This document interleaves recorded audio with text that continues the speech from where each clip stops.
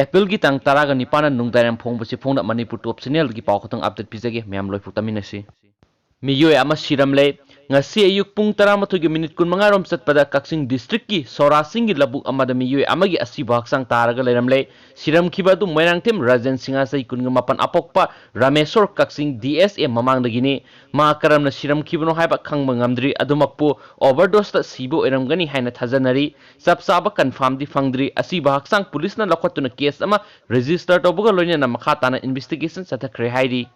Atopa pau amana muk Meghalaya da COVID-19 case taraga mathi sukre social media da maming phonglubagi FIR laukre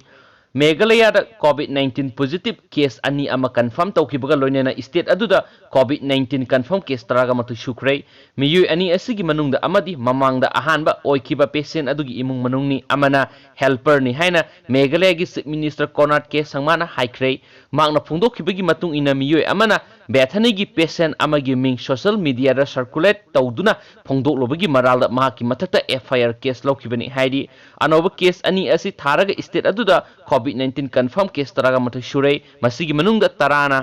active case ni amana lakhidre haidi Indian Navy gi personnel kunga mathoi COVID-19 test tawbada positive oire hain agency gi pauna haidi haidi bising asigi manungda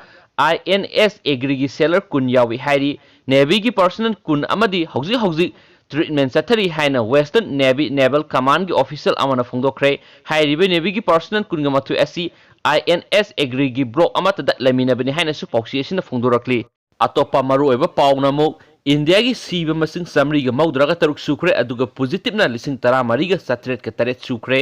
aduga Abdul Rahman su negative oire April kunda amuk test tawgani Manipur gi oina khwaidagi nungaiba paw amada Manipur gi ani suba positive oikiba lilongdagi Abdul Rahman su ngasi test tawbada negative oire adubu lakriba April kunda amuk hana test tawkigani haina laingaktigi phangba paw amana hairi karigumba April kun gi test asida Abdul Rahman negative oirabadi mayumda puthaduna home quarantine tawduna thamgani hairi panba yabadi Abdul Rahman hauji rims ke isolation ward laying satharibani ma ngarang phawbuda positive oijarabasu ma ke haksangda sokhaliba virus ki mapangal sontaba thengnakhibani Manipur gi mapana panduna lairiba Manipuri lising ni panga satre ka tarama thoi romda Manipur lengakna DBT gi khuthangda lupa lising ani mating pangkre hairi CM Birena tweet thadorokpa tweet amada ngarang phawbuda miyoi lising ni panga satre ka tarama thoida mateng pangkre lemhauriba singsu athubuda mateng panglagani loinana tha sigi seset kungi matungda mapanda leiriba Manipuri sing Manipurda halakpa yanaba thorang ama sinbinaba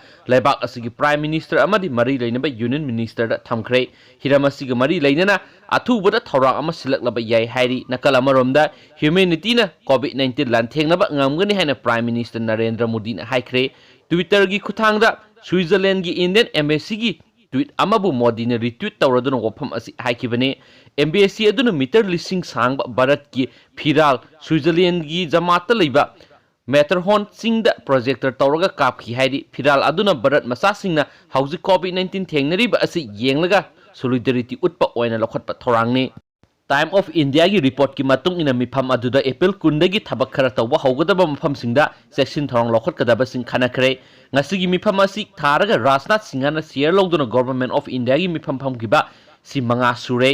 Rajnath Singhana Twitter rat irakpa government of India gi mifam da lockdown manungda relief pibda minister singi role khanakre hairi panba yabadi yamlaba migrant workers singna urban area dagi atop state ta leiba makhoi gi mayum tana khongna hanbagi paw national media da sauna coverage pihiba laikre amaromda opposition gi members singna Bharat ki lengakta migrant workers singi awaba yengsinbina basu haijarakhra basingsu laikre hana pausi sina phongdorakli